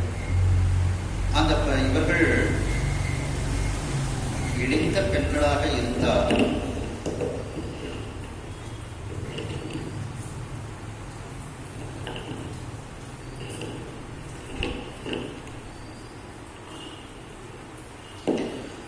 சொக்கநாத பெருமான் மீது அன்பும் அங்கேற்கண்ணி அம்மை மீது அன்பும் கொண்டவர்கள். ஆகையினால் அடிக்கடி இவர்கள் ஆலவாயுடையான் அங்கேற்கண்ணி என்று அவர்கள் உச்சரித்தார்கள். அப்படி அவர்கள் அந்த சொக்கநாத பெருமானுடைய திருநாமத்தையும் அங்கேற்கண்ணி அம்மையினுடைய திருநாமத்தையும் உச்சரிப்பதை கேட்டு கேட்டு அங்கு அவர்கள் வளர்க்கக்கூடிய கிளிகள் எல்லாம் அதை அப்படியே திரும்ப சொல்லிட்டு, இல்லை என்றால் இவர்கள் அந்த கிளிகளுக்கு சொல்லி பழக்கி கொடுத்திருப்பார்கள். ஒரு அந்த கிளிகள் அவ்வாறு சொல்லும்போது அதை கேட்டால் யாருக்குமே ஒரு மகிழ்ச்சி ஏற்படும் அல்லவா? அப்படி இவர்கள் பழக்கி இருக்கின்றார்கள். ஆலவாய் உடையான் என்றும் அங்கையற்கண்ணி என்றும் சோலைவாழ் குயிலின் நல்லார், அங்கு சோலைகள் போன்று இருக்கக்கூடிய அந்த குயில் போன்ற அந்த பெண்கள் எல்லாம் சொல்லி அங்கு திரும்ப திரும்ப இப்படி சொல்லிக்கிட்டே இருக்கிறாங்க. இப்போ நம்மளும் உட்காந்தா சிவசிவான்றோம், சிலரை கூப்பிடும் போதே சிவான்னு தான் கூப்பிடுவாங்க. அப்படி இந்த சொக்கநாத பெருமானுடைய பெயரை திரும்ப திரும்ப அவர்கள் சொல்லிக்கொண்டே இருப்பதை கேட்டு அவர்கள் வளர்க்கக்கூடிய அந்த கிளிகள் ஒழுங்கு சொல்லும். அவர்கள் சொன்ன மாதிரியே இவைகளும் சொல்லும். அந்த பெண்கள் சொன்ன மாதிரியே சொல்லும், ஒழுங்கு சொல்லும். பாலவான் கிளிகள், அப்படிப்பட்ட தன்மை, பாலவான்னா அப்படிப்பட்ட தன்மையை உடைய அந்த கிளிகள் பூர்வீன பிற பறவைகள், அந்த பறவைகள் எல்லாம் அங்கே வளர்த்து வருகின்றார்கள். தங்கள் வீட்டில் கிளிகள், இன்னும் நல்ல பறவைகள், இந்த அன்னம், புறாக்கள், இதையெல்லாம் அவர்கள் வளர்த்து வருகின்றார்கள். இவர்கள் அந்த இறைவனுடைய திருநாமத்தை, மீனாட்சி அம்மையினுடைய பெயரை எல்லாம் திரும்ப திரும்ப பக்தியின் காரணமாக சொல்வதனால் அதை திரும்ப திரும்ப அந்த கிளிகள் எல்லாம் கேட்டு அதை அப்படியே அவைகளும் பழகி கொண்டது. இது எப்படி இருக்கின்றது என்றால், பல்முறை புறவன் போதும் பல தடவை ஆசிரியரானவர் தன்னிடத்தில் வேதம் படிக்கக்கூடிய, அந்த சிவாகமம் படிக்கக்கூடிய குழந்தைகளுக்கு அந்த சந்தத்தை சொல்லி, சந்தை கூட்டினா அந்த சப்தத்தை கூட்டி அந்த மந்திர உச்சாரணங்களை அவர்கள் சொல்லிக் கொடுக்கின்றார்கள், வேதங்களை சொல்லிக் கொடுக்கின்றார்கள். அந்த சிறுவர்களும் அதை அப்படியே கேட்டு திரும்ப சொல்கின்றார்கள். அந்த சிறுவர்களைப் போல அவர்கள் வீட்டில் வளர்க்கக்கூடிய அந்த கிளிகள், மைனாக்கள், இவைகளெல்லாம் இருக்கின்றது அப்படிங்கிறார். பல்முறை குறவன் போதும் திரும்ப திரும்ப அந்த பல தடவை அந்த தன்னிடத்தில் படிக்கக்கூடிய அந்த சிறுவர்களுக்கு அந்த ஆசிரியர் சொல்லிக் கொடுத்து, நூலவாய், அந்த நூலின் மீது அவர்களுக்கு விருப்பம் வருமாறு சொல்லிக் கொடுத்து, அவான விருப்பம், சந்தை கூட்டி, அதற்கு இப்படிப்பட்ட சந்தம், இந்த சப்தத்தில் இவற்றை நீங்கள் சொல்ல வேண்டும் என்று சொல்லி, நுவல்மறை சிறாரை ஒத்த, அதை திரும்ப சொல்லக்கூடிய அந்த வேத சிறார்கள், மறைச்சிறார்னா மறைனா வேதம், அந்த வேதம் படிக்கக்கூடிய அந்த சிறுவர்களைப் போல அங்கு இருக்கக்கூடிய அந்த கிளிகளும் அந்த மற்ற பறவைகளும் இருந்தது. இதற்கு நம்ம திருமுறைகளில் ஒரு பாடல் சம்பந்த பெருமான் சொல்றார். கிளிகள்லாம் அந்த வேதத்தை கேட்டு கேட்டு அந்த கிளிகள்லாம் திருமுறை அப்படியே சொல்லுதான். அதுக்கு அர்த்தம் சொல்வதை கேட்டு அந்த கிளிகளே அர்த்தம் சொல்லுதான் வேதங்களுக்கு.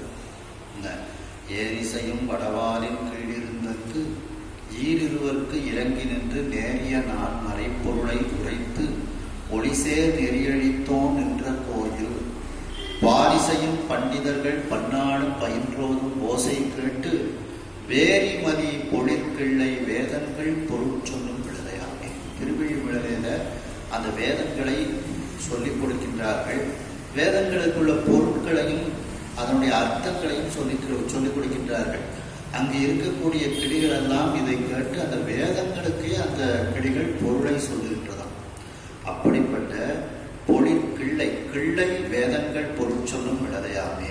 கிள்ளைனா கிளி, அந்த கிளிகள் எல்லாம் வேதங்களுக்கு பொருளை சொல்லுகின்றது. அப்படிப்பட்ட திருவிழி விழுதை அப்படின்ட்டு இதில் சொல்றாங்க. அந்த இதை இங்க நம்ம ஒப்பிட்டு பார்த்து கொள்ளலாம். அடுத்த பாடம் அவ்விய மதர்வேல் கண்ணார் அந்தளிர் விரல் நடாத்தும்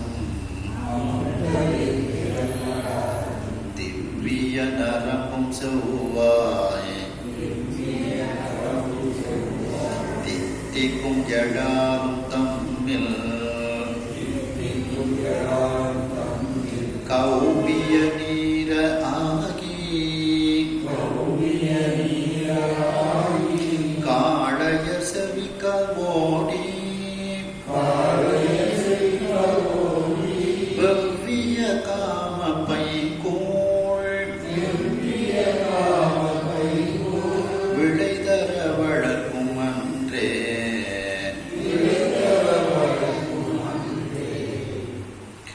அந்த பெண்கள் எல்லாம் பொறாமை மிகுந்த வேல் போன்ற கொழுமையான மதம்னா கொழுமையான வேல் போன்ற கண்களை உடையவர்களாக இருக்கின்றார்கள். அவ்வியம் பேசே அப்படின்னு வருது விட்டீங்களா? அப்படி அந்த பொறாமை கொழுமை வேல் போன்ற கூர்மையான கண்களை உடைய அந்த பெண்கள் அவர்களுடைய அம்தளிர் விரல் அழகிய தளிர் போன்ற விரல்கள் நடாத்தும் திவ்ய நரம்பும் அவர்கள் கையில் நரம்பிசை கருவியை வைத்துக் கொண்டு வீணை யாழ் இதையெல்லாம் வைத்துக் கொண்டு வாசிக்கின்றார்கள் அந்த பெண்கள். அந்த விரல்கள் அப்படியே அந்த திவ்ய நரம்பை நடாத்தும் வாசிக்கின்றது. சரி, வாயிலிருந்து பாட்டும் வருகின்றது. செவ்வாய் தித்திக்கும் எழாலும் சிவந்த வாயிலிருந்து அந்த இனிமையான எழால் அப்படின்னா வாய்ப்பாட்டுன்னு அர்த்தம். எழால்னா வாய்ப்பாட்டு. அவர்கள் இசைக்கருவிகளையும் வாசிக்கின்றார்கள். இசைக்கருவியை வாசித்து அதனோடு இயைந்து வாய்ப்பாட்டையும் அவர்கள் பாடுகின்றார்கள் அந்த பெண்கள். அந்த இவைகளெல்லாம் தம்மில் கவ்விய நீர ஆகி அங்கு வந்திருக்கக்கூடியவர்களோடு இணைந்த தன்மையோடு இவைகள் இப்படி கவ்விய நீரென இணைந்த தன்மையாக இருக்கின்றது. காளையர் செவிக்கால் ஓடி அந்த இசைக்கருவிகள் அவர்கள் வாயிலிருந்து வரக்கூடிய அந்த இனிமையான பாடல்கள் இவைகளெல்லாம் அங்கு வரக்கூடியவர்களினுடைய காதுகள் வழியாக உள்ளே சென்று செவிக்கால் ஓடின காதுகள் வழியாக உள்ளே சென்று வெவ்விய காம பைங்கோள் விளைதர வளர்க்கும் அன்றே. அந்த கொடுமையான அந்த சிற்றின்பம் என்கின்ற அந்த பசுமையான அந்த கூளை விளைக்குமாறு விளைந்து ஒரு பயிராக ஆகுமாறு இந்த இசையானது வளர்க்கின்றது. கட்புலனாதியைத்தும் உவப்புற கணிந்த காமம் விட்புலத்தவரே அன்றே ஈடு பெற்றவரும் வீழ்த்து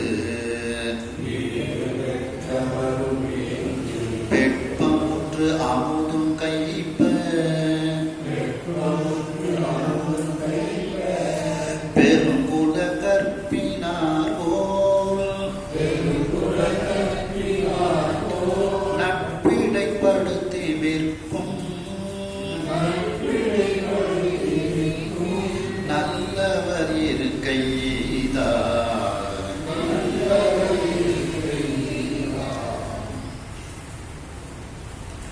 கட்புலன்னா கண் பிளஸ் புலன், அது கட்புலன்னா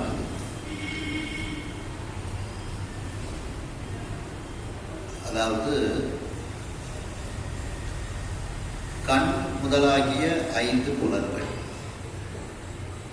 கண், காது, மூக்கு, வாய், மெய், இப்படி இந்த 5 புலன்கள், ஆதி 5 உவப்பு உற இந்த 5 புலன்களும் ஒன்று சேர மகிழ்ச்சி அடைய வேண்டும். அது ஒன்று சேர மகிழ்ச்சி அடைவது சிற்றின்பத்தில் மட்டும்தான் நடக்கும். அதுதான் இதில் சொல்றார். இப்படி இந்த 5 புலன்கள் ஆதி 5ம் உவப்பு உற அவைகள் சந்தோஷமடைய மகிழ்ச்சி அடைய கனிந்த காமம். ஆகையினால்தான் பேரின்பத்தை ஒப்பிடுவதற்கு ஒரு சிறந்த ஒப்பிடுவதற்கு சிற்றின்பத்தை வைத்துதான் ஒப்பிட்டார்கள். இப்போ ஒரு பிச்சிப்பூ இருக்கு, பிச்சிப்பூவை வாங்குகிறோம், முகர்ந்து பார்க்குறோம், மூக்குக்கு வாசனை இனிமையாக இருக்குது, அது வாயில போட்டு சாப்பிட முடியாது. இப்போ அந்த பொருள் மூக்குக்கு மட்டும்தான். நல்ல இசையை கேட்கின்றோம், காதுக்கு மட்டும்தான் அது இனிமை. அடுத்து ஒரு நல்ல சோலைகளில் ஒரு மயில் ஆடுவதை பார்க்கின்றோம், அது கண்ணுக்கு மட்டும்தான் அந்த இனிமை. மயில் பக்கத்தில் போய் போனோம்னா அது பொத்த ஆரம்பிச்சோம், இல்லை அந்த காட்சியை விட்டு அது பறந்து போயிருக்கும், கண்ணுக்கு இனிமை. இப்படி ஒவ்வொரு புலன்களுக்கும் தனித்தனியாக இனிமை கொடுக்கக்கூடிய பொருள்களும் இருக்கின்றது. சில பொருட்கள் 2 புலன்களுக்கு இனிமை தரக்கூடியதாக இருக்கின்றது. சில பொருட்கள் 3 புலன்கள் 4 புலன்கள் வரைக்கும் இருக்கின்றது. 5 புலன்கள் வரைக்கும் இனிமை தருவது சிற்றின்பம் ஒன்றுதான். ஆகையினால் தான் அந்த பேரின்பத்தை சிற்றின்பத்தோடு வைத்து ஒப்பிட்டு அவர்கள் பேசினார்கள். இப்போ நல்ல ஒரு சக்கரை பொங்கல் தான் வருதுன்னு வச்சுக்கிடுங்களேன், நல்ல நெய் போட்டு கொடுக்குறாங்க. அந்த நெய் வாசனை நமக்கு மூக்குக்கு பக்கத்தில் வரும்போதே, சாப்பிடும் போதே மூக்கில் அந்த நெய் வாசனை அடிக்கும். அப்போ மூக்குக்கும் இன்பம், வாய்க்கும் இன்பம். நல்ல ஒரு மாம்பழத்தை வெட்டி கொடுக்குறாங்க, மாம்பழத்தில் உள்ள வாசனை அது மூக்குக்கு இன்பம், வாய்க்கு இன்பம். பலாப்பழம் தூரத்துலேருந்து அது கணிஞ்சிட்டுன்னா வாசனை வந்துடும். பலாப்பழம் வாய்க்கு கொண்டு போகும்போது மூக்குக்கும் இன்பத்தை கொடுக்கின்றது. ஆனால் அது கண்ணுக்கு காதுக்கெல்லாம் இன்பத்தை தர முடியாது. அப்படி 2 புலன்கள் 3 புலன்களுக்கெல்லாம் இன்பத்தை தரக்கூடிய ஒரு பொருட்கள் இருக்கின்றது. அதைத்தான் இதில் சொல்றார். இந்த கட்புலன் ஆதி 5ம் அந்த கண் முதலிய 5 புலன்களுக்கும் ஒரு சேர அவைகள் அனைத்தும் மகிழ்ச்சியுறுமாறு உவப்பு உற கனிந்த காலம். அது அந்த சிற்றின்பத்தில் மட்டுமே முடியும். அந்த சிற்றின்பத்தில் விண்ணுலகத்தில் இருக்கக்கூடியவர்கள் மட்டுமல்ல, வீடு பெற்றவர்களும் வீழ்ந்து விடுகின்றார்கள். விண்புலத்தவரைனா விண்புலத்தவர்கள், அந்த விண்புலகத்தில் இருக்கக்கூடியவர்கள் மட்டுமல்லாமல் அன்றி அவர்கள் மட்டுமல்லாது வீடு பெற்றவரும் வீழ்ந்து, வீடு பெற்ற முத்திப்பேறு அடைந்தவர்களும் அதில் வீழ்ந்து விடுகின்றார்கள். அந்த இன்பத்தில் விழுந்து பெட்பம் உற்று, அதில் மோகம் உற்று, அந்த நேரத்தில் அவர்களுக்கு அமுதும் சுவையில்லாமல் போய்விடுகிறது. அமுதும் கைப்ப பெரும் குல கற்பினார் போல் அந்த இப்படி அனைத்துக்கும் இன்பம் தருமாறு அந்த பெண்கள் எல்லாரும் எப்படி இருக்கின்றார்கள் என்றால், ஒரு உயர்ந்த குடியில் பிறந்த கற்புடைய பெண்கள் போல அவர்கள் இருக்கின்றார்கள். யாரு? அந்த பொது மகளிர். அதில் போல் அப்படிங்கிறது தான் அதில் நம்ம சிந்திக்கக்கூடிய இடம். அவர்கள் பெருங்குல கற்புடையவர்கள் அல்ல, கற்புடையவர்கள் போல் அவர்கள் நடந்து கொள்கின்றார்கள், அவ்வளவுதான். அப்படி அந்த பெருங்குல கற்புடைய பெண்களைப் போல் தன்னிடத்தில் வரக்கூடியவர்களை நட்பிடைப்படுத்தி நல்ல அன்பு அவர்களுக்கு கொடுத்து அவர்கள் அந்த காமத்தை விற்கின்றார்கள், அந்த இன்பத்தை விற்கின்றார்கள். விற்கும் நல்லவர், அப்படி விற்கக்கூடிய அவர்களும் பெண்கள். அவர்களுடைய தெருக்கள் இப்படி இருந்தது அப்படின்ட்டு இதில் சொல்றாரு. இதற்கு திருவள்ளுவரும் சொல்றாரு. அந்த காமத்துப்பால் அப்படிங்கிற இதுல என்ன சொல்றாங்க அப்படின்னா, இந்த 5 புலன்களுக்கும் ஒரு சேர இன்பம் அளிப்பது கண்டு கேட்டு உண்டு உயிர்த்து உற்று அறியும் 5புலனும் ஒன்தடி கண்ணே உள்ள அப்படின்னு திருவள்ளுவரும் சொல்றாங்க. புணர்ச்சி மகிழ்தல் அப்படிங்கிறதுல கண்டு கேட்டு உண்டு மோந்து தீண்டியும் அனுபவிக்கப்படக்கூடிய அந்த 5 புலன்களும் பெண்களிலிருந்து இருக்கின்றது அப்படின்ட்டு அதைத்தான் இந்த இடத்துல இதை சொல்றாங்க. அப்போ இந்த 5 புலன்களுக்கும் இன்பம் தருவதை பேரின்பத்தோடு ஒப்பிட்டு அவர்கள், ஏன்னா பேரின்பத்தை ஒப்பிடுவதற்கு வேற எப்படி ஒப்பிடுவதற்கு ஒன்றும் கிடைக்கல. 5 பேர் அறிவும் கண்களை கொள்ள அப்படின்ட்டு. அப்போ ஒப்பிடுவதற்கு இதை வைத்து அவர்கள் ஒப்பிட்டார்கள். அதில் ஓரளவிற்கு அந்த ஒப்புகைக்கு சரியாக வருவது பார்த்தீங்கன்னா, முழுக்க சரியாக வரல, ஓரளவுக்கு அந்த ஒப்புமைக்கு சரியாக வந்தது பார்த்தீங்கன்னா குழந்தைகள், மக்கட்பேர். அந்த மக்கட்பேர் எடுத்துக்கிட்டீங்கன்னா அதுவும் ஓரளவுக்கு இந்த எல்லா புலன்களுக்கும் இன்பத்தை தருவது போலத்தான் வரும். ஒரு சின்ன குழந்தை, நம்ம குழந்தை, நம்முடைய பேரன் பேத்தி வீட்டில் இருக்கிறாங்கன்னு வச்சுக்கோங்களேன். அது கொஞ்சம் அல்வா கொடுக்குறோம், அதுக்கு ஒரு 50 அல்வாவோ 100 அல்வாவோ நம்ம கொடுக்குறோம். அதுக்கு கொஞ்சம் தான் சாப்பிட்றோம், சாப்பிட்டது போக மிச்சம் இருக்குது, திகட்டிட்டு இப்போ உடனே அதை கொஞ்சம் வாயில் வைக்கும், திரும்ப அந்த இலையில வைக்கும். அந்த அந்த எச்சில் எடுத்துக்கிட்டு பக்கத்தில் தாத்தா இருப்பார், அந்த பாட்டி இருக்கும், அதுக்கு கொஞ்சம் தாத்தா ஆ அப்படின்னும், வாயத்திறன்னு அர்த்தம்.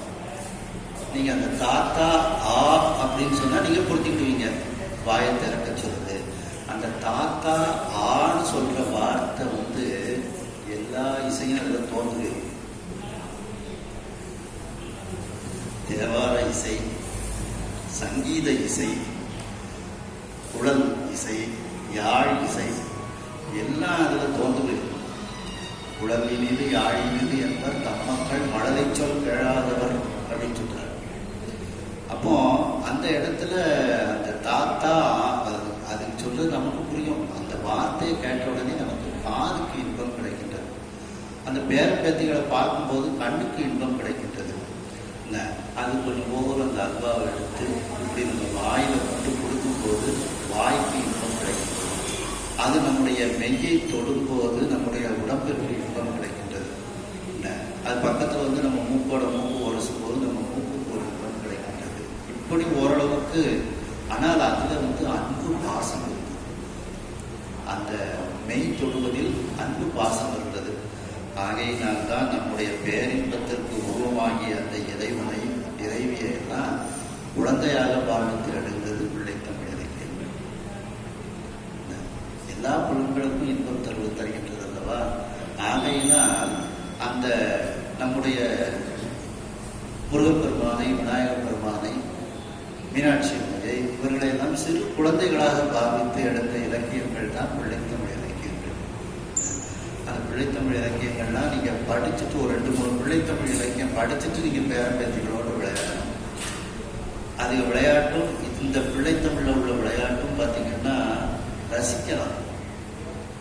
அப்படிப்பட்ட ஒரு அது பிள்ளையார அப்பா பக்கத்தில் போவாராம். மேலே இருக்கிற சந்திரன் எல்லாரும் பயப்படுவாங்களாம். இது எப்போ நம்மளை பிடிச்சி இழுப்பாங்கன்னு தெரிய மாட்டேங்க அப்படின்ட்டு சந்திரன் பயந்து போய் இருப்பாங்க. அது மாதிரி பேரம் வருவாங்க. நம்ம கண்ணாடி போட்டிருப்போம், கண்ணாடியை பிடிச்சி எடுப்போம். அதுக்கு நம்முடைய முகம்தான் எல்லாம் விளையாட்டு. முகத்திலோட கண்ணை நோண்டும் கோபமா நமக்கு.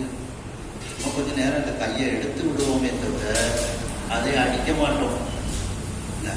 ஆகையினால் இந்த மாதிரி ஒரு இன்பத்தில் எல்லா புலன்களுக்கும் இன்பத்தை தரக்கூடிய அந்த மக்கட்பேறு, அந்த பேரம் பேசி அந்த ஒரு இலக்கியங்கள் தான் பிள்ளைத்தமிழ் இலக்கியங்கள்.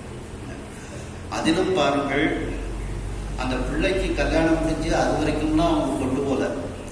ஏன்னா பையன் ஒரு 14 வயசுலேயே பார்த்தீங்கன்னா எங்கடா போயிட்டு வர, அதான் வந்துட்டோம்ல அப்படின்பா. அடுத்தது நம்ம என்ன கேட்டிருக்கோம், எங்கடா போயிட்டு வர அப்படின்னு தான் கேட்டிருக்கோம். அவன்கிட்ட என்ன பதில் வரும், அதான் வந்துட்டோம்ல. அதுலேருந்தே தெரிஞ்சுக்கிடணும் நாம ஒரு இடைவெளி விட்டு நிற்கணும் அப்படின்ட்டு. அதே மாதிரி அந்த பெண்களும் பார்த்தீங்கன்னா அவர்களுக்கும் அந்த பிள்ளைத்தமிழ் இலக்கியத்தில் நீராடல் பருவம் வரைக்கும் தான் வச்சாங்க. ஆண்களுக்கு சிறுதேர் உருட்டும் பழக்கம் அதற்கு படித்தாங்க. அந்த குழந்தைகளுக்கு கல்யாணமாகி பேரம்பத்தி எடுக்கிற இதெல்லாம் சம்பிரதாயத்தெல்லாம் அதை வைக்கலை. ஏன்னா பிள்ளைகள் குணம் மாறிடும், நான் சொல்றதை கேட்க மாட்டாங்க அப்படின்ட்டு அது வரைக்கும் அதோட நிப்பாட்டிட்டேன். அது வரைக்கும் தான் குழந்தைத்தன்மை அது. அதுக்கப்புறம் அது கொஞ்சம் பக்குவப்பட ஆரம்பிச்சிடும், கொஞ்சம் எழுத்து கூட பேசும்போது பிள்ளைகள். அதனால் அது வரைக்கும் போதும் அப்படின்ட்டு பெண்களுக்கு அந்த நீராடல் பருவத்தோடு நிப்பாட்டினாங்க. ஆண்களுக்கு அந்த சிறுதேர் பருவம் அதோட நிப்பாட்டிட்டாங்க.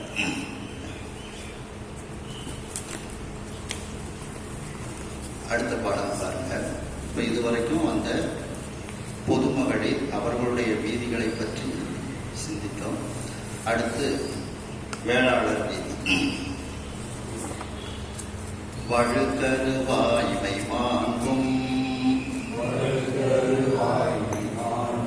கங்கை தன் மரபில் வந்த விடுகுடி பிறப்பும் மூவர் ஏவிய வினை கேட்டு ஆற்றும் ஒழுக்கமும் அமைச்சாய் வேந்தற்கு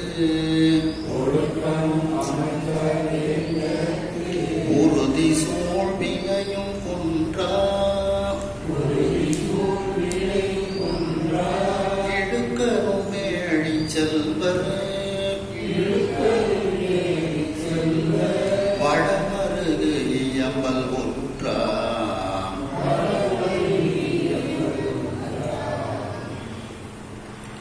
அந்த தவறு இல்லாத வாய்மை மாண்பு உண்மை அவர்களிடத்தில் இருக்கின்றது. அந்த வேளாளர் வீதியில் இருக்கக்கூடிய அந்த வேளாளர்கள் எப்படி இருக்கின்றார்கள், அவர்களுடைய தெருக்கள் எப்படி இருக்கின்றது அப்படிங்கிறது இதில் சொல்றாங்க. அவர்களிடத்தில் உண்மை இருக்கின்றது, அதுலேயும் தவறு இல்லாத உண்மை அப்படின்னு போடுறாங்க. அப்போ இந்த தவறு இல்லாத வழுக்கர் வாய்மை அப்படின்னுட்டு ஏன் சொல்றாங்க அப்படின்னா, ஒருத்தன் கத்தியால வெட்ட போறான், அவன் வேகமா ஓடி போறான், பின்னால ஒருத்தன் கத்தியை வச்சுட்டு துரத்திட்டு வரான். அந்த நேரத்தில் அவன் உண்மையை சொல்லக்கூடாது, அவனை திசை திருப்பி விட்டுருவான். இந்த பக்கம் போனாலும் நம்மள்கிட்ட வந்து கேட்கலாம், இல்லை இந்த தெருவில் போகலை, இந்த தெருவில் போனாலும் அவன் திசையை திருப்பி விட்டுருவான். நான் உண்மையைத்தான் பேசுவேன்னு அது பேசக்கூடாது. அதான் வழுக்கரு வாய்மையும். இதுக்கு திருக்குறளில் பார்த்தீங்கன்னா வாய்மை அதிகாரத்தில் பார்த்தீங்கன்னா பொய்மையும் வாய்மையிடத்து குறை தேர்ந்த நன்மை பயக்கும். அப்போ எல்லாருக்கும் ஒரு நன்மை பயக்கும் என்றால் அந்த இடத்தில் பொய்மையும் வாய்மையாக நம்ம சொல்லலாம் அப்படிங்கிறது சொல்றாரு. அதான் வழுக்கரு வாய்மை. அப்படிப்பட்ட உடையவர்கள் அவர்கள், அந்த மாண்பை உடையவர்கள். மேலும் கங்கை தன் மரபில் வந்த விழுக்குடி பிறப்பும். இவர்கள் கங்கையினுடைய புத்திரர்கள் அப்படின்னு இவர்கள் சொல்லப்படுகின்றார்கள். வேளாளர்களை கங்கையினுடைய புத்திரர்கள் என்று சொல்கின்றார்கள். அந்த கங்கையினுடைய புத்திரர்கள் அப்படின்னு ஏன் சொல்றாங்க அப்படின்னா, இவருடைய தொழில் வேளாண்மை தொழில். நிறைய பேரை வச்சு வேலை வாங்குவாங்க. மிகப்பெரிய ஒரு நிலச்சுவான்தார்களாக இவர்கள் இருப்பார்கள். அப்போ அந்த நிலச்சுவான்தார்களாக இருக்கும் பொழுது அவர்களுக்கு தண்ணீர் இருந்தால்தான் அவர்கள் நிலச்சுவான்தார்களாக இருக்க முடியும். மழை பெய்யாட்டா வயலில் ஒன்றும் பண்ண முடியாது இல்லை. அப்போ ஆகையினால் இவர்கள் அந்த கங்காதேவியை ஆராதிக்கக்கூடியவர்கள். கங்கைன்னா நீங்க வடக்க உள்ள கங்கையை மட்டும் நினைச்சுக்கிட்டே இருக்கக்கூடாது. பொதுவா தண்ணீர்னா அது கங்கையைத்தான் குறிக்கும். பொதுவா தீர்த்தம் நீர் என்றால் அது கங்கையைத்தான் குறிக்கும். எல்லாருக்கும் நமக்கு அந்த வடக்க உள்ள கங்கையை நதி வரணும்லாம் முடியாது. நம்ம வீட்டில் உள்ள கிரியைகள் குடமுழுக்குகள் எல்லாம் பார்த்தீங்கன்னா கங்கையை நம்ம தாமிரபரணி அந்த எடுத்து வச்சுக்கிட்டு இதில் கங்கையே நீ வா அப்படின்னா வந்துடுது. ஆவாகனம் ஸ்தாபனம் சன்னிதானம் சன்னிரோதனம் திப்பந்தனம்லாம் முடிஞ்சு போயிடுது. கங்கையை ஆவாகனம் பண்ணி கொண்டு வந்துடுறோம். அப்போ அவரவர்கள் இருக்கக்கூடிய இடத்தில் இருக்கக்கூடிய அந்த நீர்நிலைகள் தான் கங்கை. அந்த இடத்தில் இருக்கக்கூடிய நீர்நிலைகள் எல்லாம் செழிப்பாக இருக்க வேண்டும் அப்படின்ட்டு இதில் சொல்றாரு. அதான் கங்கைதன் மரபில் வந்த விழுக்குடி பிறக்கும். அந்த கங்காதேவி இவர்கள் அதிகமாக ஆராதனை, அந்த தீர்த்தத்தை அதிகமாக ஆராதனை செய்வதனால் அந்த மரபில் இவர்கள் வந்தவர்கள். கங்கைதன் மரபில் வந்த விழுக்குடி பிறக்கும். விழுன உயர்த்த குடி, ஒழுக்கம் விழுப்பம் தரலாம். ஒழுக்கம் உயிரினும் ஓம்பப்படும். அந்த விழுப்பம், அந்த விழுப்பமான குடி, அந்த விழுக்குடியில் பிறந்தவர்களாக இவர்கள் இருக்கின்றார்கள். மூவர் ஏவிய வினை கேட்டு, அந்த மூவர்கள் அப்படின்னா அந்தணர்கள், அரசர்கள், வணிகர்கள். இவர்கள் 3 பேருக்கும் இவர்கள் ஆலோசகர்களாகவும் அவர்கள் சொல்லக்கூடிய அந்த செயல்பாடுகளை செய்து முடிப்பவர்களாகவும் இவர்கள் இருக்கின்றார்கள். அதான் மூவர் ஏவிய வினை கேட்டு.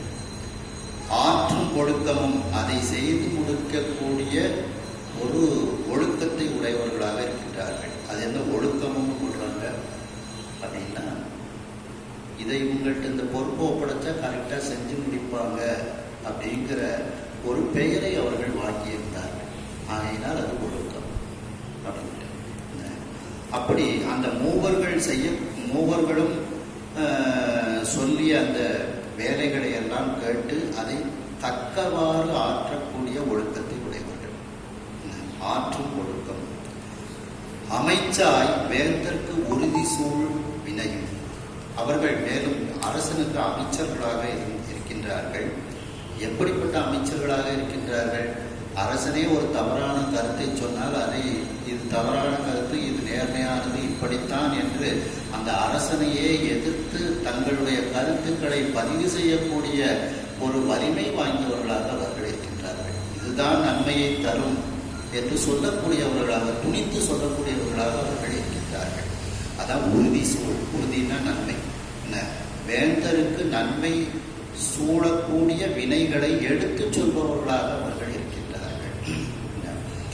குன்றா எடுக்கு அரும் மேடிச் செல்வர். குன்றாத, குறைவில்லாத அந்த இன்பத்தை தரக்கூடிய, எல்லாருடைய இழுக்கையும் நீக்கக்கூடிய, பசி என்கின்ற துன்பத்தை போக்கக்கூடிய அந்த மேடிச் செல்வர். அந்த வேளாண்மை, கலப்பை, மாடுகள் இதெல்லாமே அதுக்குள்ள வந்துடும். அந்த செல்வம் மேடிச் செல்வம் அப்படிங்கிறது. அப்படிப்பட்ட அந்த வேளாண்மை தொழிலையே தங்களுடைய பிரதானமான தொழிலாக கொண்டு நிலச்சு வாழ்ந்தார்களாக இருக்கக்கூடிய அந்த செல்வர்கள், அவர்கள் வளமருகு இயம்பல் உற்றார். அவர்கள் வளத்தோடு வாழக்கூடிய அந்த தெருக்களை பற்றி, அவர்களை பற்றியும் நான் உங்களுக்கு சொல்ல போகின்றேன் அப்படின்ட்டு இதை சொல்றாங்க.